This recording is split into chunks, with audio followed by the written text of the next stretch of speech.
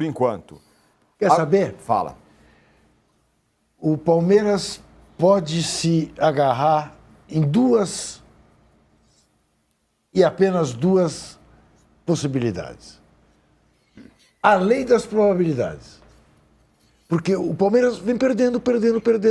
Uma hora vai ganhar. Que era a máxima de Carpini, né? Exatamente. Quanto mais se perde, mais está perto da vitória. Mais perto da vitória, exatamente. É isso. Exatamente. Então, olho na tela aí, que a gente tem uma tela, um quadro mostrando as derrotas do Palmeiras. Exatamente. Então, está numa hora que o Palmeiras vai ganhar. Eu nunca me esqueço de um dia que eu fui fazer uma entrevista em Araxá e fui de monomotor. E perguntei para o piloto, escuta, mas só tem um motor? Ele falou, E me disse, mas esse avião nunca caiu. Eu falei, você acabou de me dar a pior notícia. Porque uma hora vai cair um troço desse. Então essa é uma coisa. A segunda, a gente não pode desprezar as viradas que o Palmeiras tem dado nos últimos anos. Renascimento. Fazer isto seria assim, coisa que certamente o Flamengo não fará. O Flamengo não vai entrar em campo com a mesma dose de otimismo, de tranquilidade, de autossuficiência que o torcedor do Flamengo está demonstrando. E é natural que o torcedor do Flamengo dê 75%. É isso mesmo. Olha, mas eu poria as barbinhas de molho. Olha como estava o Palmeiras antes da final de 2001, os 5 últimos jogos do Palmeiras. 4-0 no Atlético Goianiense, venceu, perdeu do Fluminense em casa 2-1, perdeu do São Paulo 2-0, e aí foi aí que o Abel falou, eu tenho um plano. O Fortaleza perdeu do Fortaleza 1-0, empatou com o Galo em 2-2. Foi o jogo do Davidson. O jogo da semifinal, o jogo do Davidson. Não, era brasileiro. Então, já o Flamengo, 2-2 o contra o Grêmio, 2-1 contra o Internacional, 1-0 contra o Corinthians, 4-0 no São Paulo. Caramba, como o São Paulo tomou goleada. Então mostra o seguinte, em futebol não existe merecimento. Sim. Ainda mais com uma partida única. Depois... Não, se você vai pelo... Não é? Se você vai pelo que estava acontecendo, o merecimento... se entrasse em campo só o merecimento, o Flamengo teria que ser campeão, e o Palmeiras teria que perder. Mas isso não acontece. Não existe no futebol, mereceu, não mereceu. É o que aconteceu antes. Um jogo só, como é que eu me divirto? Até me irrita, vou fazer o contrário. É um festival de achismo total, você entendeu? Sim. Espalhado pela nação brasileira. Já que nós temos 2 times, em busca, um deles ficará com o tetracampeonato. É inédito. Todas as emissoras, está um festival, está a farra do boi lá em Lima, tem emissoras mandando até o primo do narrador, do comentarista, sei lá o quê, a avó, está todo mundo lá, né? E todo mundo dando opinião. Sim. E jogo de uma partida só, com 2 grandes times como esses dois, o que a gente fala aqui não vale nada.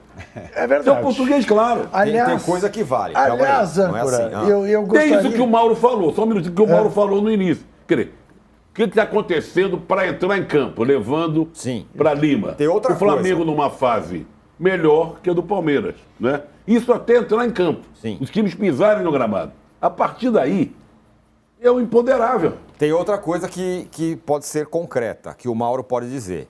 Mauro, qual deve ser a escalação do Flamengo? Você tem algum cheiro Mas eu sobre queria isso? acrescentar, tanto ao Mauro quanto ao Danilo, uma questão. Estou enganado ou estávamos todos enganados, aqueles que achavam que essa história de final de um jogo só, em campo neutro, não ia pegar? Ao que tudo indica, pegou. Depende de onde acontece, né, Juca? Quando eles colocam, por exemplo, Guayaquil, para chegar em Guayaquil é um negócio de louco. Aqui também não é simples, mas lá é bem pior, né? Ou como teve aquela final do Sul-Americana, lá em Córdoba, né? Que o São Paulo participou. Algumas cidades são muito difíceis de você chegar e aí fica mais difícil. Aqui em Lima você ainda consegue vir, né? Tem voo direto, muita gente está vindo fazendo escalas, algumas são bem estranhas porque você não consegue trazer todo mundo.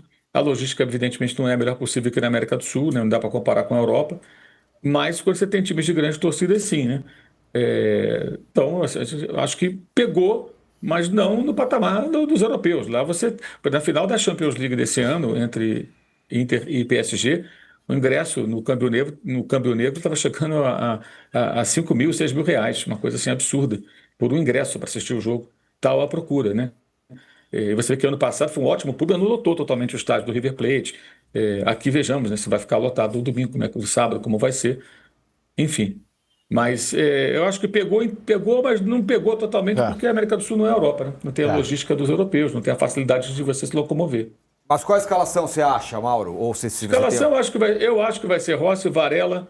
A dúvida é se o Léo Ortiz joga ou não. Ele está liberado, mas aí o Felipe vai ter que decidir. O Danilo tem jogado regularmente, né?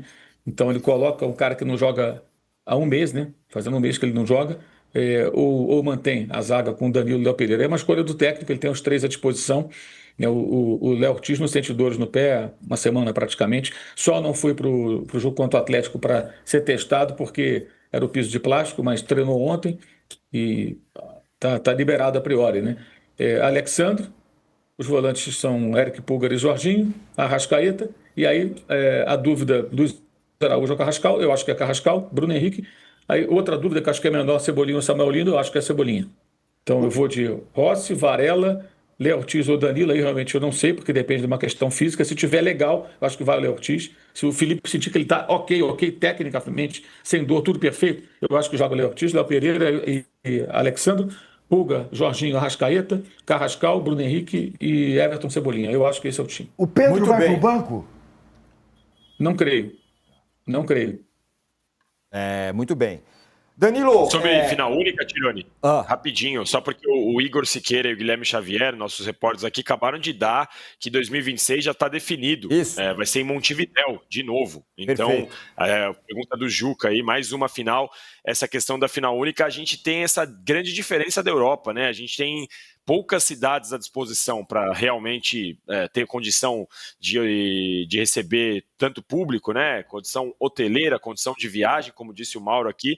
Então, de novo, vai ter em Montevidéu. Já é a segunda vez em Lima, segunda vez em Montevidéu. Teve 2 vezes no Rio de Janeiro. Não temos uma gama muito ampla à disposição para finais únicas aqui no continente. Exato. Fala, Trajano. Não, o Mauro me deixou triste agora. Por quê? Não, porque ele falou que a final foi gastar o ingresso era de R$5.000. Tá? Poxa, eu estou me preparando para ver o Arsenal na final da Champions. Onde vai ser Vai esse se ano? Na preparando. Hungria, eu acho. Na Hungria. Vai ser em Budapeste? Vai se preparando. Eu tenho que guardar dinheiro desde já. Porque se foi 5 mil ano passado, você imagina agora, ano que vem, uns 10 mil. Vai ser. Eu tenho que guardar dinheiro para ver o Arsenal na final. Tá na moda essa coisa da contribuição, da vaquinha, como é que chama? Tem um nome agora especial, que não é vaquinha, é o Não, quê? então eu vou passar pela rua com cartaz na mão, onde no sinal de trânsito. Me ajude a ir para a Hungria para ver o Arsenal campeão. Você faz uma etiqueta, ou faz um cartaz com QR Code, o cara mandar um pix pra você, Tá bom. entendeu? Pô, mas eu fiquei arrasado agora. Tem que Não, gastar não, uns a 10 gente- pau para ver o Arsenal. a gente Mas merece. faz- Se for não. para a final, eu gasto. Não, eu ajudo, eu contribuo. Tá, então, pô, já tem a primeira contribuição. Já tem a- Obrigado, Gil. Muito bem. Ô, Danilo, ontem, né, teve entrevistas importantes do lado palmeirense. O Abel falando, vai ficar no ano que vem, estou aqui, não preciso assinar e tal. Apesar do sistema, apesar dos esquemas, eu vou ficar. Vai ficar, então provavelmente vai ficar mesmo. E quem pode ficar mais do que poderia ficar, ou sei lá, tentar alguma outra coisa, é a Leila Pereira. Em entrevista ao nosso companheiro Jean Oddi da ESPN Brasil, e a repórter da ESPN Brasil também, desculpa, me falha o nome dela. Lili Nascimento.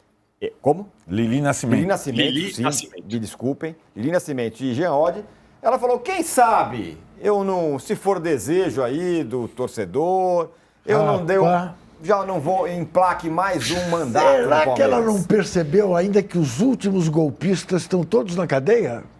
Olha, Não é a primeira vez dessa- Eu vou dizer que depende de como você olha. Você prefere um dia de Leila, você prefere ou 10 anos de Leila ou um dia de Casares? por Eu exemplo? prefiro 10 anos de Leila. Eu, Pois se é. fosse palmeirense, fechava com a Leila Mas vamos lá, de Danilo. cima a baixo. Golpe Mas é sempre condenável. Golpe é sempre condenável. E ela já deu um Exatamente pequeno golpe na vida, né, um Danilo, pequeno, dela. não, enorme golpe, uma gambiarra lá. para poder ser candidata. Mas diga lá, Mas Danilo. lembra você o seguinte: a ruína do São Paulo começou no terceiro mandato de Juvenal Juvencio, o último dos moicanos, o último dos caudilhos.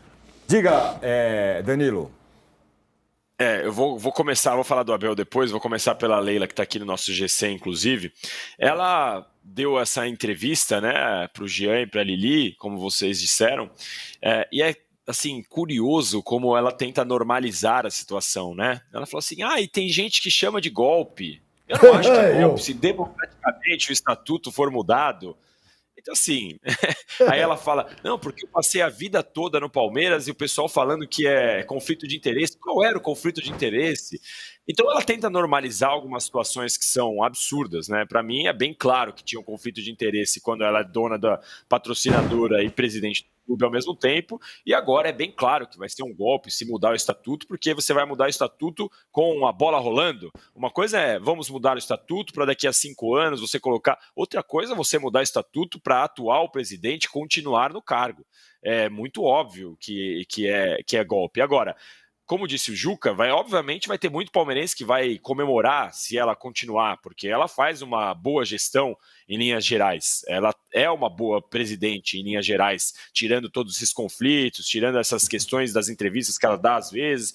Então, assim, é inegável que ela faz uma boa gestão. E ainda se você olhar para o cenário político do Palmeiras, os dois possíveis candidatos, que são o Boazzi e o Everaldo Coelho, que são os dois vices dela, são dois candidatos que não inspiram confiança na política palmeirense, né? Eles não conseguem, os conselheiros não olham ali para eles e falam assim, pô, ele vai segurar a bucha aqui, que a Leila segura, ele vai poder representar o Palmeiras da mesma maneira.